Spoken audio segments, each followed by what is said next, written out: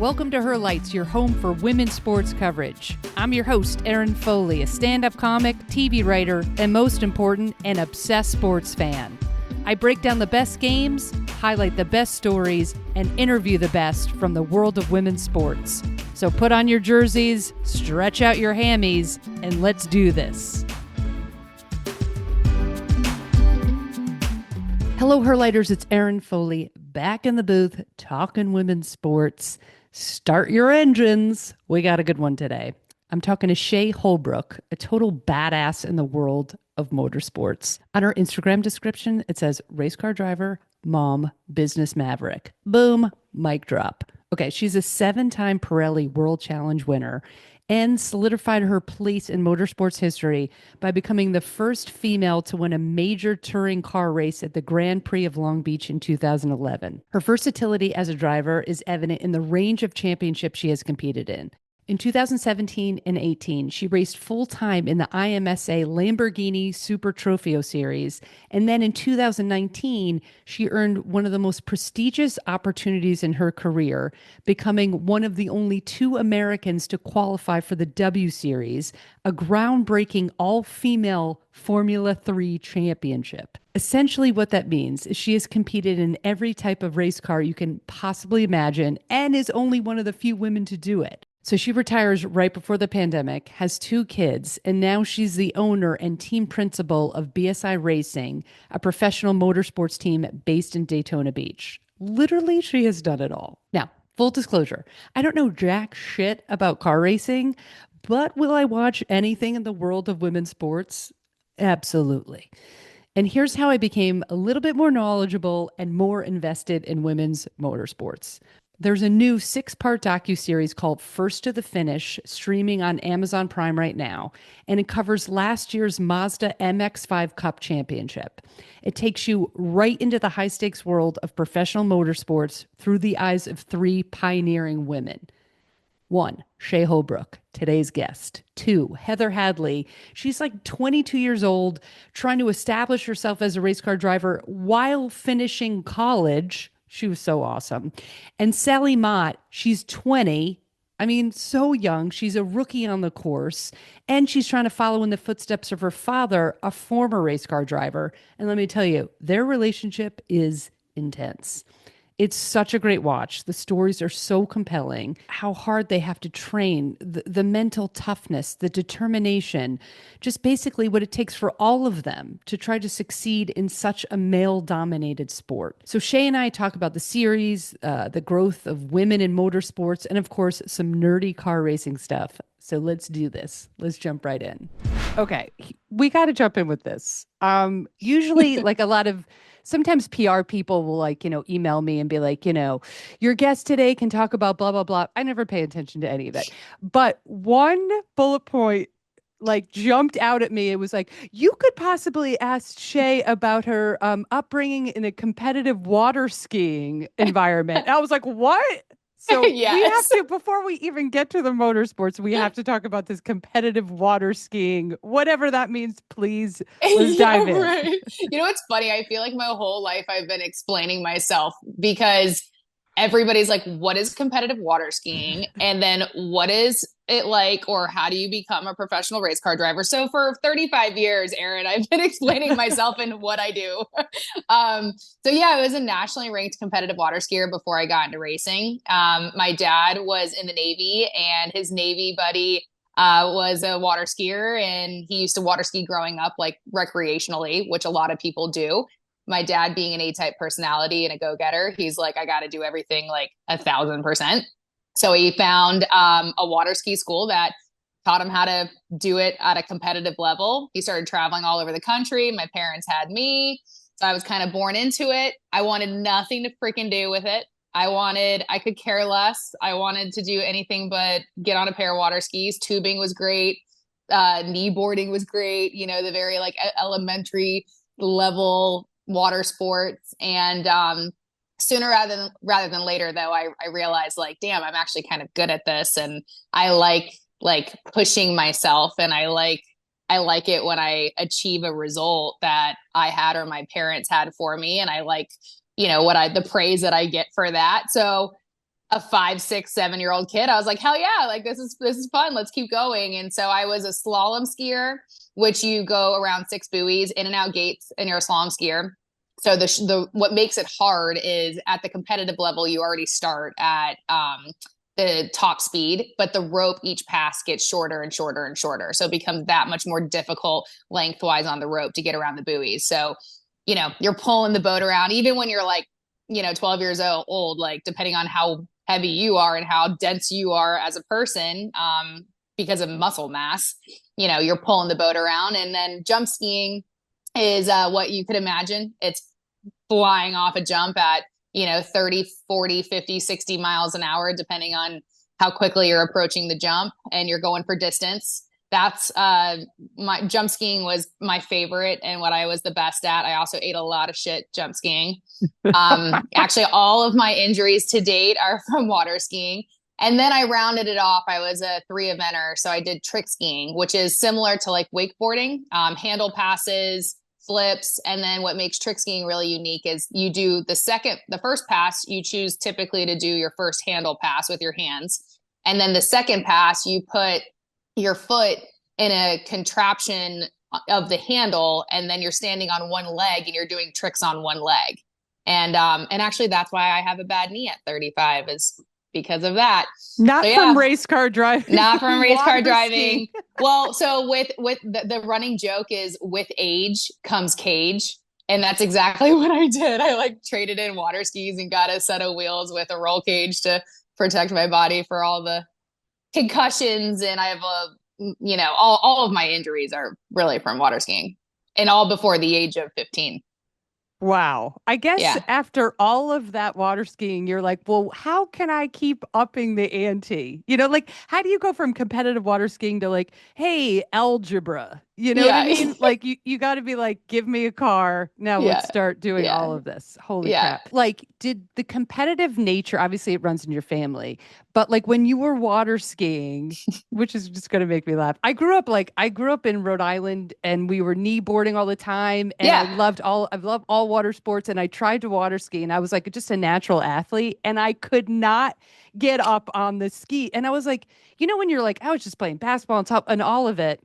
And I was like, you just naturally assume you're like, oh, I can water ski. Holy crap. It is so, I mean, the big, the bottoms of my bathing suit ripped up my butt. I was like, I can't. Like I did it once. I got up and I go, I've had a good run. It Um, doesn't surprise me. Water skiing is not easy. no, It's it not looks so easy. like when people get up, I mean, when you're on the boat, you're like, oh, it Like looks ever. so, but I was like, oh my God, it is Also, so, Aaron, you probably know this, water skiing, the water feels like concrete from time to yeah, time. Yeah. yeah. Oh I yeah. loved knee boarding. I was like, this is good. I'm good. I'm closer. I'm closer to the board. I'm good. That's all I can do right now.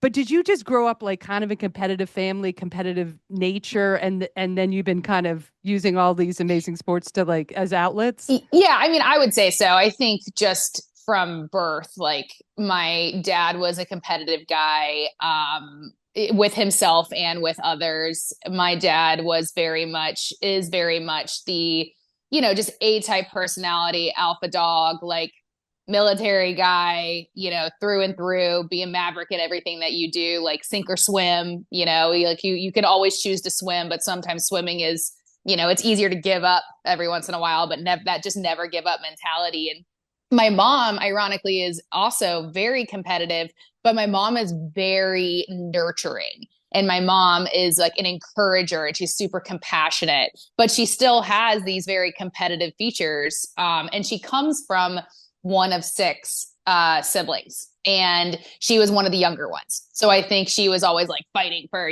like just to eat at the dinner table or whatever. And so, yeah, we were always competitive. And I think just because of that, I'm an only child, which thank God I am, because my probably wouldn't be doing what I'm doing if I wasn't an only child. So, and I think for me, I just loved, I grew up around kids, but I also grew up around a lot of adults. And I think I, in some ways, didn't like grow up quickly, but, matured quickly. And just wanted to push and be like the best at what I was doing. And even if it wasn't like being the best, I wanted to always get better as an athlete. So whether I was in middle school playing soccer, volleyball, basketball, I sucked at basketball so badly, wanted to get better. Still I was just shooting hoops yesterday in the pool, like thinking I'm going to be some NBA superstar, WNBA superstar, all the way through water skiing and then transitioning over to racing. Like I just have very much like that fierce competitive fire within me to be the best version of myself all the time.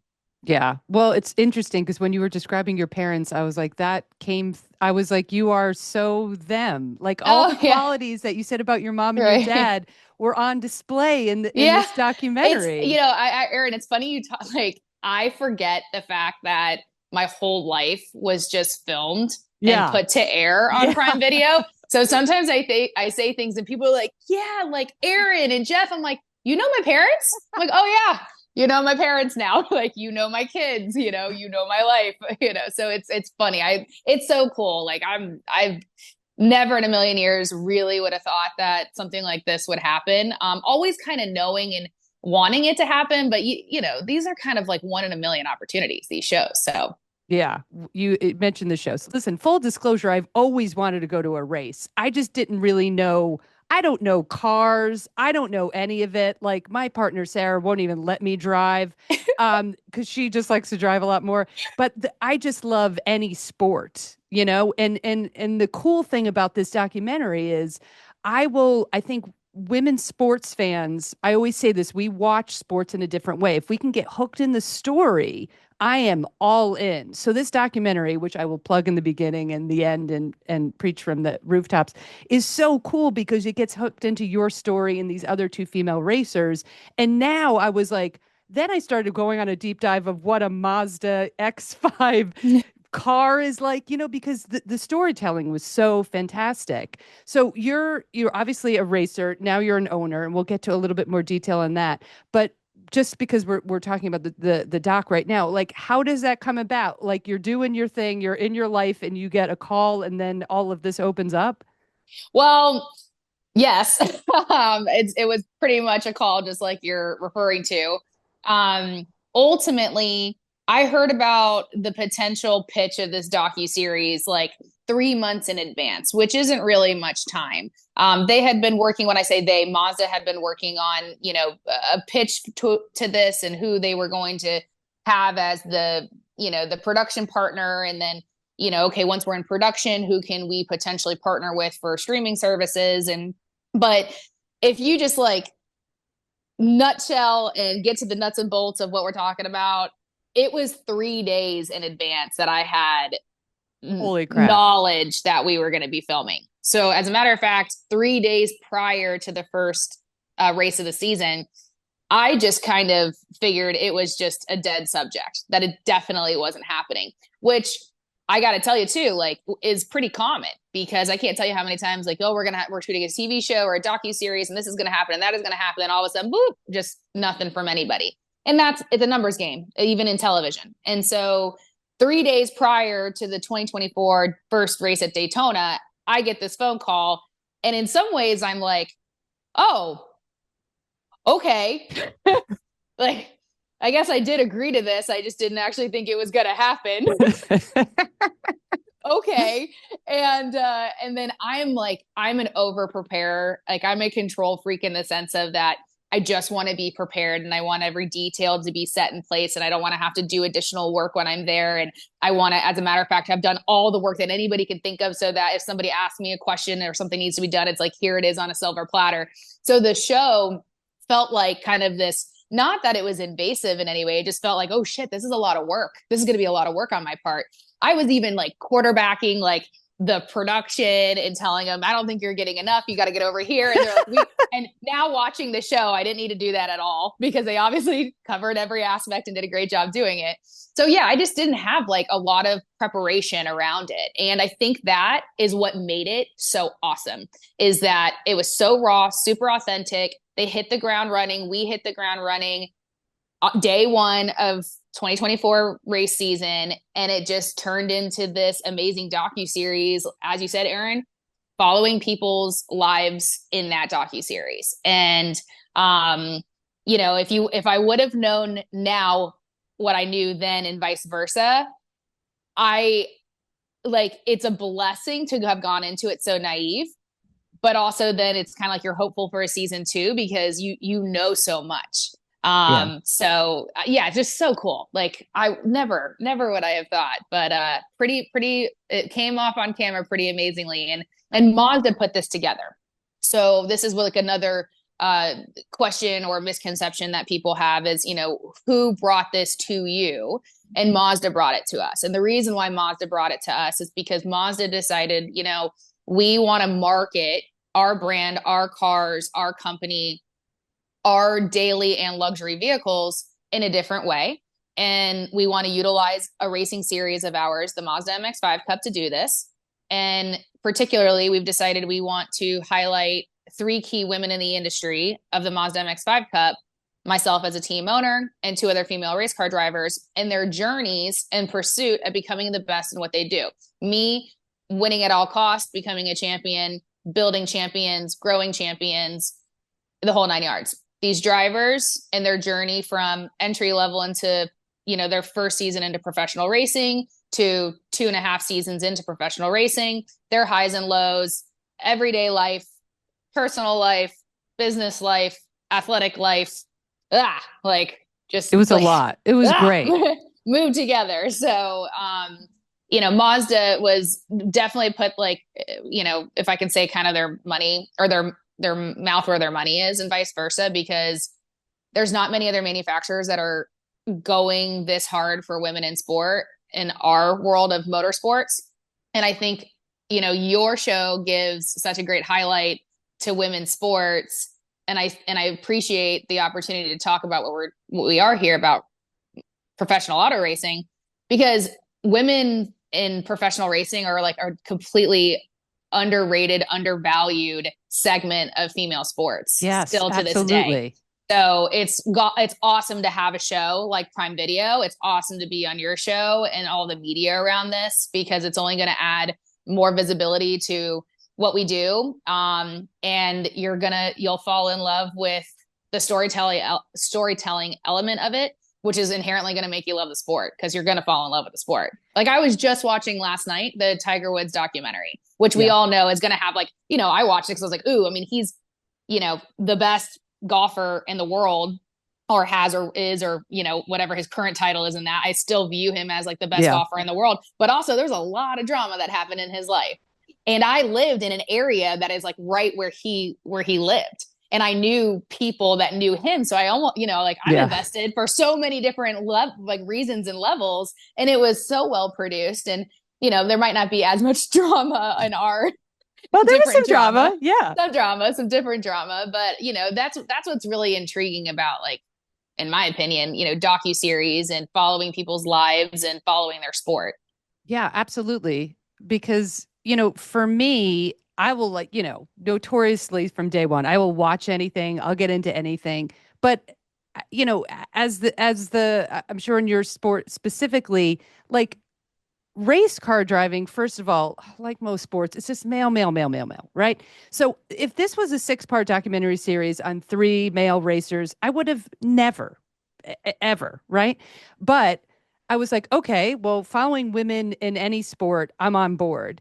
But I also was like, okay, after watching this and hearing these stories and becoming so attached, I was saying to you, like, I literally think I cried like 17 times, right? It was so emotional. Then I got really, because of the stories, I got hooked on the actual racing part of the docuseries. Like, and then I'll be like, they get in the car and I'm like, oh my God, what's going to happen? So then I was like, I'm cheering for both the female racers. Then I'm cheering for all of them that are part of BSI racing. So Yeah. I was just losing my mind. But that's to me what I needed personally, because now I'm checking. I went on last night to check, okay, well, where are we at in 2025 with this Oh, no series? kidding. Yeah, because I was like, well, how are my girls doing? How's Shea doing? How's like, you know what I mean? Because now I'm like hooked on the actual. Yeah, So when people good. are just like, oh, it's cars going around the track, well, I would have never said that. I know it's an amazing sport,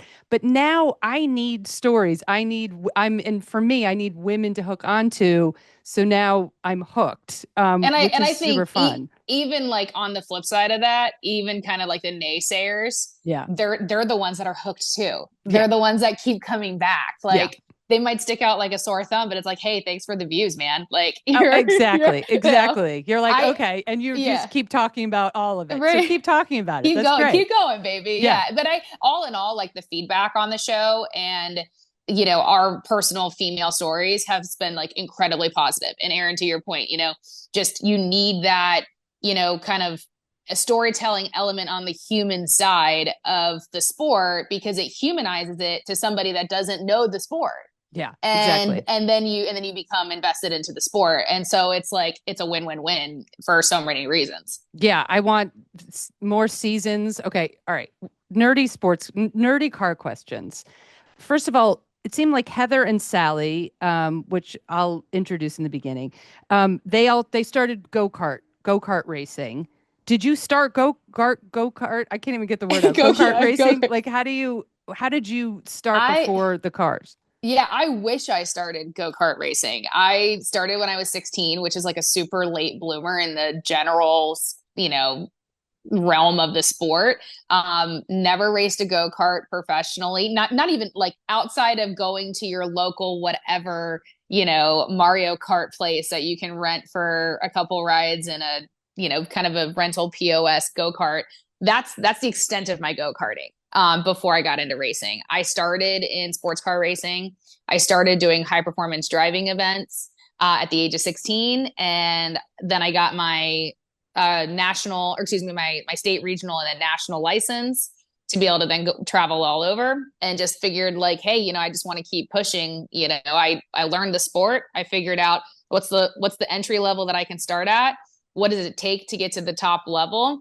And ultimately what it takes to get to the top level is you have to be good at what you're doing. So you have to be a good race car driver. So you have to have talent. If you don't have talent, some of it can be taught, but a lot of it is natural ability. You have to have resources and connections. So building relationships is important and you got to have money. And I didn't come from a family with any money. And these two girls, Sally and Heather, they don't come from any real money, substantial money either. Their parents were able to kickstart them. And a way to kickstart your kid is through go-karting. That's why so many start there. Okay. Okay. Go-karting is a very entry level way to just naturally getting into competitive racing at whatever direction you go, whether it's sports car racing, NASCAR racing, open wheel, like IndyCar racing. So like go-karting is the breed, the grassroots level for men and women, girls and boys. And it's extremely high caliber. I mean, there's guys and girls that are still racing at the professional level of go-karting, and I would never, ever, ever, ever enter myself into a race in because I won't even make a freaking lap. It's so, so physically demanding. And so where I started, I just skipped like a lot of steps. And I skipped a lot of steps kind of because of my age and because of who I knew and the coattails I had to ride in order to blend in the sense, not blend in like camouflaging, but blend into this, like, how do I do this?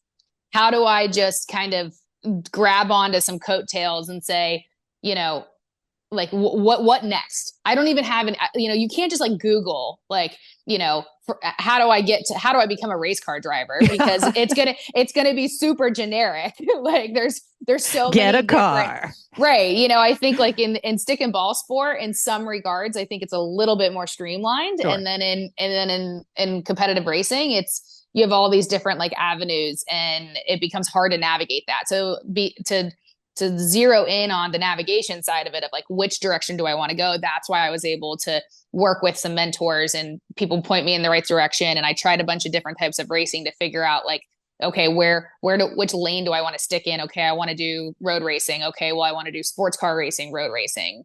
And yeah, it's been a wild ride. I mean, even as fast forward, even like now, pretty much a retired race car driver at this point, had a family, built a business. I own multiple racing teams. I own one of the largest Mazda MX5 Cup teams.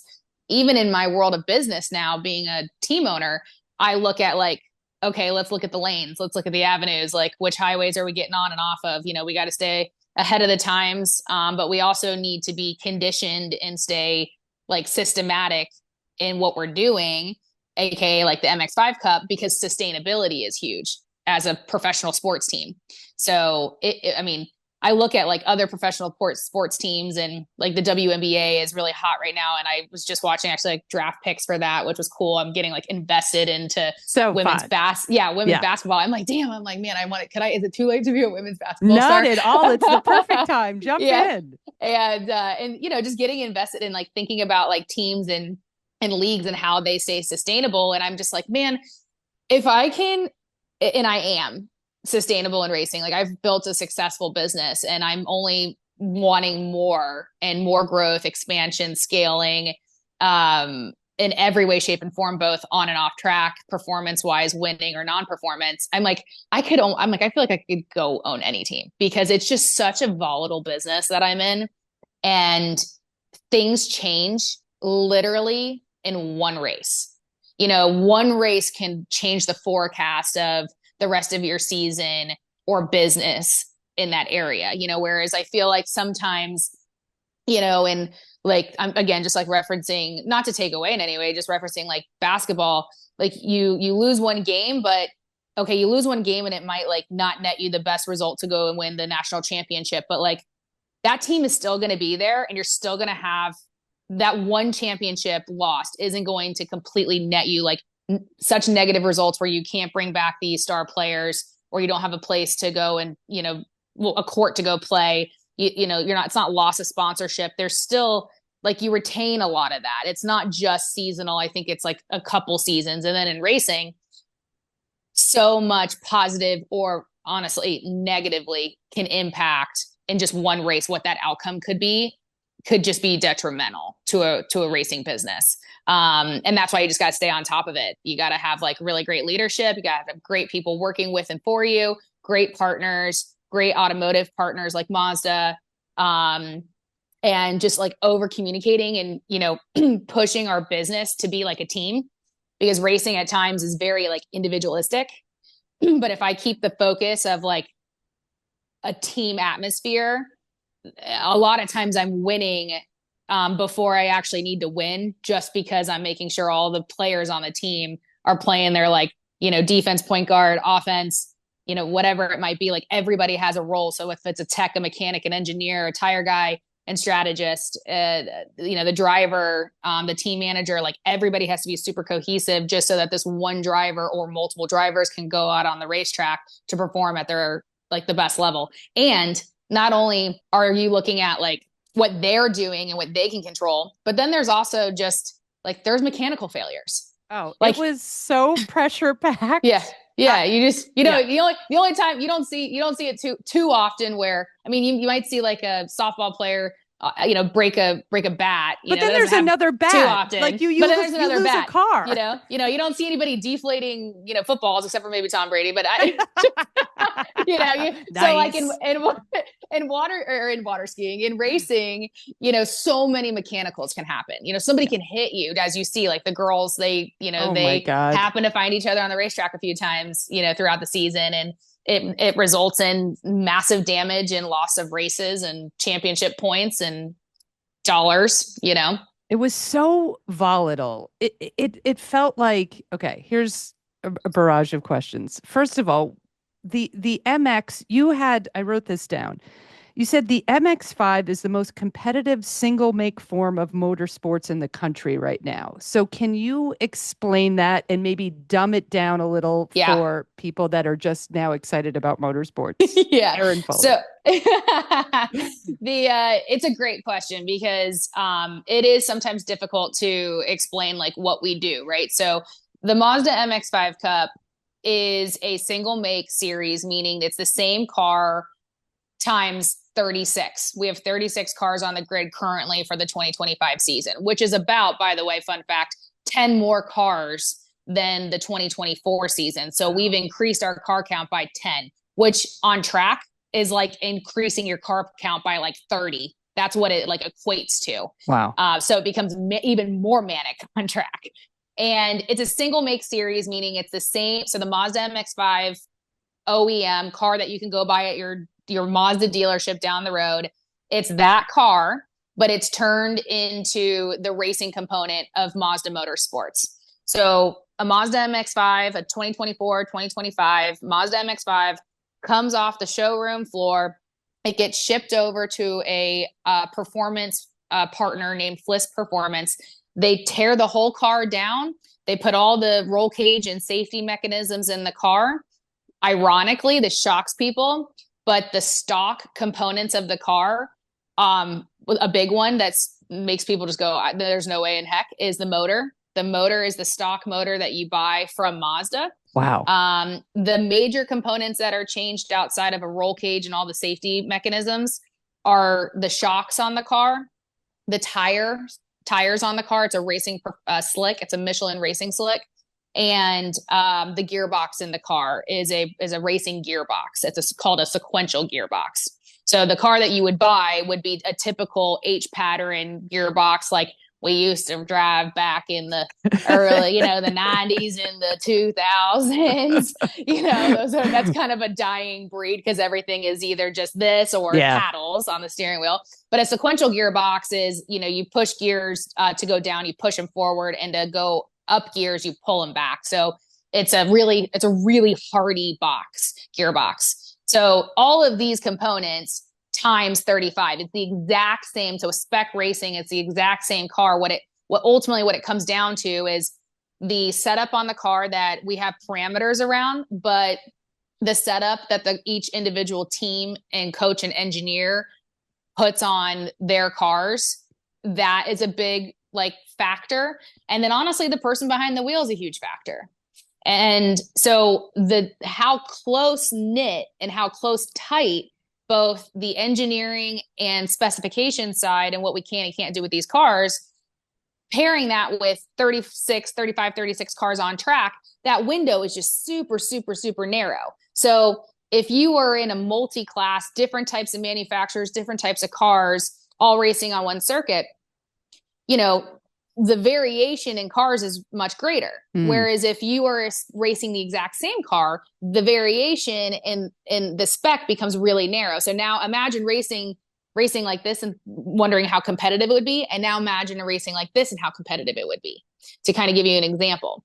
And so when I say it's the most competitive single make series in the country right now, it's because it's this blend of what we call MX5 Cup driving or bump drafting. There's a lot of bump drafting happening in our series because of the close proximity racing. NASCAR racing, super speedways, super fast, super close racing. You don't see them touching each other very much, but you see how close they are. Yeah. They don't touch because at that speed, you don't want to link up with somebody and push them because of the danger. And then also there's a lot of, because of how fast they're going at 200 plus miles an hour, depending on the speedway, there's a lot of air being pushed on and off cars, and just the aerodynamics around all of these cars in a pack, that is an art in itself.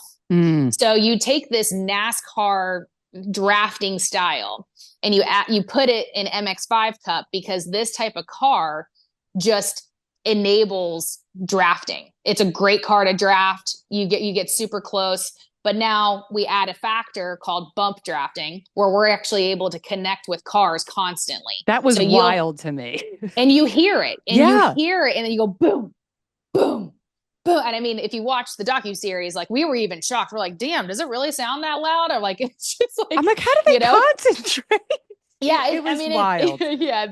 I'll tell you, those the audio is really good in it, but it does. I mean, it's not amplified or anything. It's just it's so hard. It's so aggressive that I think Sally talks about how when she gets bump drafted at Daytona, the closing rate, you don't want to just launch somebody, because it actually pushes them forward and you backwards. So you kind of want to connect up with them, because 2 cars are faster than 1, 3 cars are faster than 2, et cetera, et cetera. So creating this vortex and draft to help advance cars and make them faster. And you see in our form of racing, you start to build these packs. Yeah. And then the packs, and you'll talk, Heather even made a comment at Mid Ohio in season or episode 4 or 5, I think it was. like I lost the pack in qualifying. I lost the pack. I lost the pack. And when you lose the pack, you're screwed. She was There's just like, alone out there. yeah, you're Yeah, screwed. You're yeah, screwed. And so, you take this blend of NASCAR racing, you bring the sports car racing side of it, this bump drafting effect. It just creates this incredibly intense environment that you become, you're leading it, but then you're like following and you're leading and you're helping and you're praying and you're like, I just hope this works out almost every single lap, just to try and get to the end of the race, to have the opportunity to like throw in a couple moves to try and win the thing. And that's why it's so exciting. It's just you can't watch, you don't Formula 1 doesn't have this, NASCAR doesn't have this, IndyCar doesn't have this, and those are three of the top forms of racing in the world. And MX5 Cup is the only place that you can go to watch this type of entertainment style racing. There's $250,000 on the line for the champion.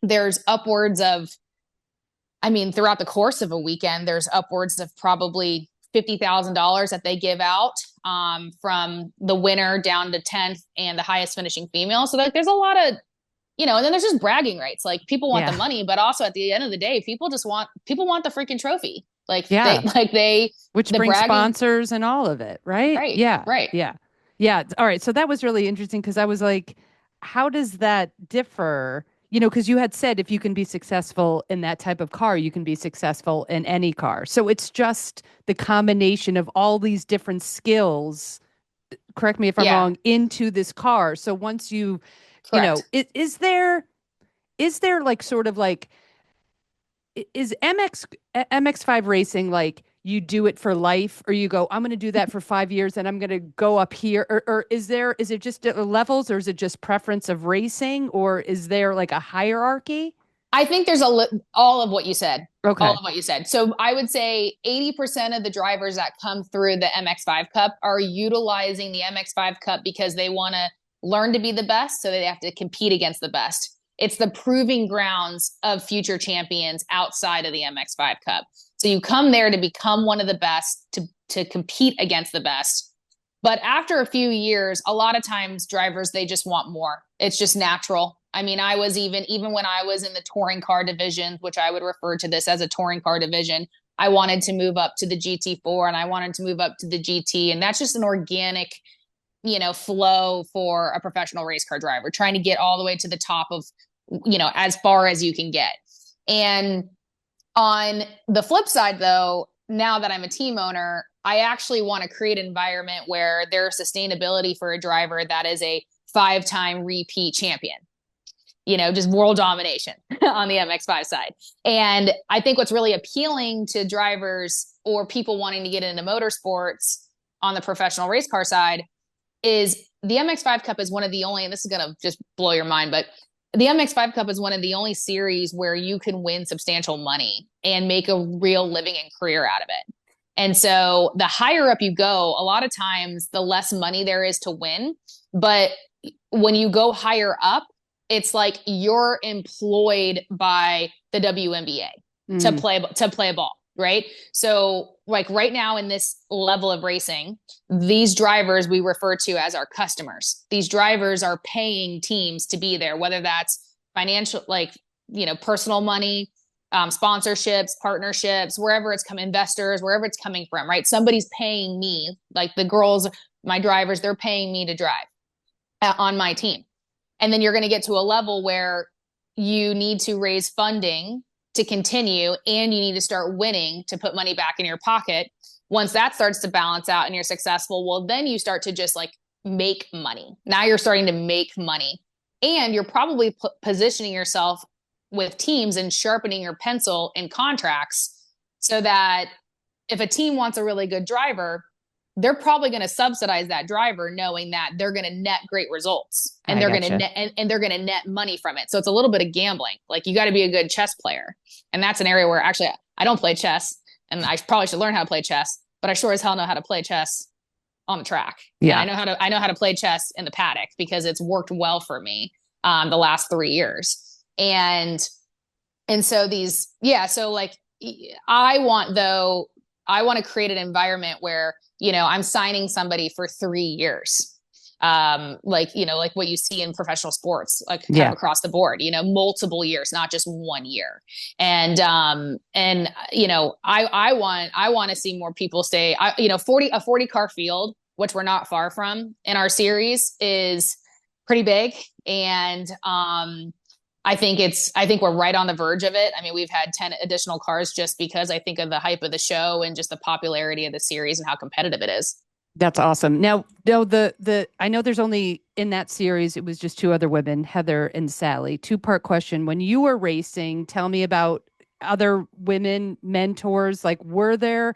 And now moving forward with the MX series, are we going to have more and more women? Because this is very exciting. Yeah, when I started, I mean, I was one of few. It's shocking to me that for 6 years, when I was racing in a series called Pirelli World Challenge, it's now called the SRO America. It's a professional. It's actually like a competing platform to what I'm racing in now. And own team. Actually, I do own a team in this other series as well. But anyways, from 2010 to 2016, I was the only female driver in the entire paddock of that Wow. series of Jesus. of like 150, probably 200 competitors, as a whole, like in the entire like sanctioning body, the whole organization over there. I was the only woman for 6 years. Now some of that was like good for me, some of that was just this additional like height and hype of publicity around me because I was a woman. But at the end of the day, especially in that era, I don't think being a woman really like gave me a competitive advantage to really market myself, to net myself sponsorships. At the end of the day, what ultimately it came down to, especially in that era, was just hard work, determination, personality, like results on track. I mean, I got partners because I performed. I didn't Yeah. get partners just because I was a woman. I got added publicity, like additional publicity because I was a woman. But at the end of the day, I had to perform. And I built some great relationships. And a lot of times those relationships, they didn't happen overnight. They happened years later. Like my first big partner, it took me 4 years just to get to the point where, I was in an office and having a conversation and just thinking, oh my God, this is going to be the last time I ever walk in here because it's either going to happen or it's not. And I remember saying to the partner, like, are you going to shit or get off the pot? It's like, it's been 4 years. Are we doing this or not? And I played the game long enough and I pursued and I was netting great results. And that partner actually finally came on board. And so for a long time, it was me. It was Danica Patrick. It was Sarah Fisher in IndyCar. It's still to this day, Catherine Legg in sports car racing, who she's actually a multifaceted driver, sports car, IndyCar racing, and now NASCAR racing. My mentor, who is my ride or die, she's amazing. I really give so much credit to Lynn St. James, who's the 7-time Indianapolis 500 driver. She started her OG, Hall of Famer. I mean, she's the amazing. the Yeah. OG. Yeah, she's incredible. She just guided me a lot through my career because I learned with her that I had to be a really good mentee. It's not about just like a mentor seeking you. Mentors don't seek mentees unless they have some huge like power trip ego thing, like it's a blend of somebody wanting to learn from who they think is like somebody they admire, traits of somebody they admire, how far they've gotten in their career, how they've handled things in their career, the experience that they can give, no matter, and honestly, no matter what their actual end result of their career may or may not have been. Because like for me, I didn't get to exactly where I wanted to in my professional racing career, but I went through I did way more in those 16 years than I would have ever imagined in a lifetime of racing. So I actually am really experienced. And so that can make me a great mentor. Lynn St. James started racing, when she was 35 years of age or older. So, that doesn't make her or discredit her experience, abilities, her successes. And she was fantastic for me. Now, fast forward to 2024, 2025, you see a huge increase in women's sports on the motorsport side. And the MX5 Cup, we had 2 drivers last year. I think we're about to break 8 female race car drivers in the next race at Barber Motorsport Park. Awesome. That's the most organic women on grid in any series that is a co-ed series, male dominated, but co-ed. That's what makes also our racing really interesting is there is no women's league and there is no men's league. It's just the league, period. And, men and women can compete head to head and there's no biases around it. It's how much work you put in, how you perform on the track, and what kind of team you have surrounding you to lift you up. And so that's pretty big. So that alone is like a huge number increase from last season to this season. That's incredible. Yeah, when I was like, I just took a brief, I just looked at the list for like the next race, and I was like, I saw a couple other women's names. I was like, oh, I'll have to do a deep dive on them, which is amazing. Just a couple more things. I thought like one of the most compelling scenes in the documentary was when one of your drivers, Heather, would get there's so much pressure. There's so much pressure on all the racers, but there was so much pressure on her, and she puts also so much pressure on herself. And women process the highs and lows, the successes and failures differently. Like we get very emotional. I could literally, I can relate to it so much. I just literally just always just burst out crying and I go, oh God, I gotta, so she's crying. She's having this like emotional moment. And you come over and you call yourself the momager, which was awesome. But like, and you have like such a real compassionate moment with her. And as her boss, as an icon in the racing world, just as a woman, it's just another woman being there for a female racer. And I thought, oh my God, that is so huge. I mean, that is so impactful. And I just thought that was like just a really great moment of like women coming together, if it's racing, if it's volleyball, if it's whatever, but it just in a sport that has so few women, I'm sure, owners and racers. I thought that was just like a really incredible moment. I think it's not even that I learned this or somebody taught me this, or this is just something I was born inside of me. Like, you can change somebody's trajectory, their day, their emotions, their feelings, their attitude. You could save them from literally jumping off a cliff or not just by consoling a little bit and like engaging and letting somebody know, like, I got your back, I'm here for you. Listening to them if they will speak. And sometimes listening to them isn't even, getting them to talk through things. Sometimes it's just being there. Sometimes it's just hugging it out. Sometimes it's just being in the presence. And I don't know. It's just who I am. And it has gotten me far in career development with drivers.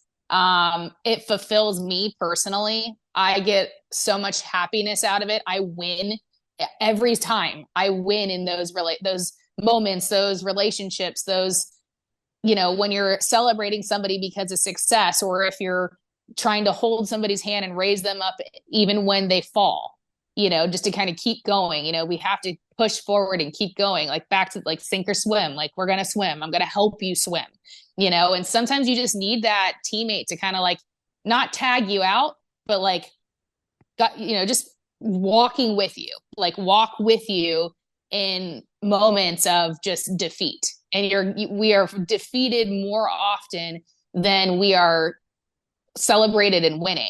And that shapes people. And so in a weird way, some of it is selfish because it shapes me and it helps me turn a negative situation back around to go after it another day, because we have to race tomorrow or we have to race in an hour or whatever it might be. So there's kind of like that team BSI momager part of it that's like for my personal success. But then the majority of it is just like, this does not define you. Yeah. Like, this is not defining you, but this is shaping you, and you're going to be a better person because of it. And sometimes you need to hear it from your mom, and sometimes you need to hear it from your boss, and sometimes you need to hear it from a best friend. And so I just, there's a lot of it in the show, and there's even more that just didn't even make the show. And it's not just Heather. It's some of my other young boy racers. Yeah. It's some of my colleagues, some of the guys that work for me. Some of it that didn't make the show either. There's times where, and not often do I show my moments of weakness, but there are times where I have to kind of turn the corner and walk away for a little bit just because I need to take a deep breath. And typically for that person for me is my husband, because we work together. We're great yin and yang. And so he kind of knows, like, he knows when to console me, and he knows when, like, Shay's got it. She doesn't need to be, as a matter of fact, if I talk to her, I'll probably piss her off. People need that empathy in life. It's like, it's Yeah. what makes you get through life, period. Absolutely. But also, to your credit, first of all, by the end of the series, I was like, well, first of all, the cool thing is like the filmmaking was really great because I felt like I know you in a really great way. Like, it was you're so impressive. I mean, you wear so many hats. I turned around, like, you're like taking care of the kids, and you're a wife, then you're in the paddock, and then you're consoling drivers, and then you're like team strategy, then you're like, where's the wrench or whatever it's called. And I was like, oh my God, how do you do this? Like, it was so impressive. And then to, like, to the owning of the team, we'll kind of leave with this, and are there other like female owners? Like, what is the, we've done sort of the race car edge, And the but scope, yeah. but the team ownership, um, is that something So that just of sort of naturally progressed for you, or that's a Oh, huge sure. thing? Oh, yeah, yeah, the progression of that. So I ultimately in 2019 was my last real professional year racing. I actually came back from racing overseas open wheel cars called F3 Tatis chassis. Similar to like a baby version of an Indy car, or baby version of of an F1 car, to kind of paint the picture. And I raced in a series called the W Series, which at the time was the first ever groundbreaking of its own kind, all female open wheel series, Wow. racing over in Europe. And I was one of two American female drivers to make the grid. So that went from about 75 drivers globally, came out to do, it was the first bit and process was kind of not easy, but an easier way for them to figure out, okay, who are the real drivers here for this opportunity. So, excuse me, I went to 75 to 28 to 18, and I was one of 80, obviously, that made that. So that was a huge cut for me. That was especially, a female driver that had come from no open wheel racing. Like, to go back, a lot of these female drivers started when they were 3, 4, 5, go-karting, moved into open wheel racing, started doing lower level open wheel racing. And then maybe at that point, he had already even been racing Formula 3. Whereas I was just like, well, can they water ski, Shea? They can't. So, that's on them. Yeah, that's on them. Right. That's my competitive advantage. So the fact that I made it and I was successful at that point to get there, when I came back from overseas, didn't know 2020 was coming, didn't know COVID was about to happen. And my husband and I were kind of like, I was like, I mean, you can't get pregnant. Like, I mean, I guess I'm going to have to. So we're like, we've been together for a long time at this point, married for a few years, but had been together for many years. And we just knew we wanted to have a family. And so we pulled the goalie, and I was very fortunate I got pregnant quickly, and COVID happened, and I had a baby during COVID. And it was actually the best time to have a baby for me, because life slowed down, racing kind of slowed down, didn't know what my next steps were. It was the first year in many years that I kind of went, I don't know where my next opportunity is. So who is Shea now? How do I pivot? And I got into team management. And as I got into team management, it just naturally kind of progressed to like, man, I need infrastructure. And I bought a pre-existing business called BSI Racing, and I turned it from amateur racing into professional racing, and have astronomically scaled the business and have been super successful to this point. And a lot of that credit also goes to my husband. I am going to start literally watching every single race of yours. I just want to say a huge congratulations. If there was one critique of the series, it was I wanted them to feature your story of actually racing cars more because your credits are like literally mind blowing. So note to the producer, get more Shea's like incredible racing stats in there. But When you say that, they'll tell me that I have to race MX5 Cup, which I'm definitely terrified of doing because it's the most competitive form of racing in the country right now. well, just congratulations. Thank you so much for taking the time. And yeah, congratulations just for what you've done in your own personal career and then ownership and the series. It was really just so wonderful to watch. Thanks, Aaron. Appreciate that. Shea Holbrook, everyone. My God, what a badass. Her energy and passion for the sport is so infectious. And I just love that she is such a champion of women on and off the track. Okay, you have your homework, Herlighters. Watch First to the Finish on Amazon Prime. All the episodes are streaming. I binged it. I loved it. And now I'm following Shea and her team this season and keeping my eye on all the new female drivers. My God, it's so fun. I'll put the link to the Mazda MX5 Cup Championship in the show notes. So, like me, you can follow along. And that's it, my friends. Before I go, here's the ask. Please go on iTunes or Spotify and rate and review the show. It's so important. I need it. 5 stars with a fun comment. It helps me professionally and personally. Fans, friends, family, have the best week of your life.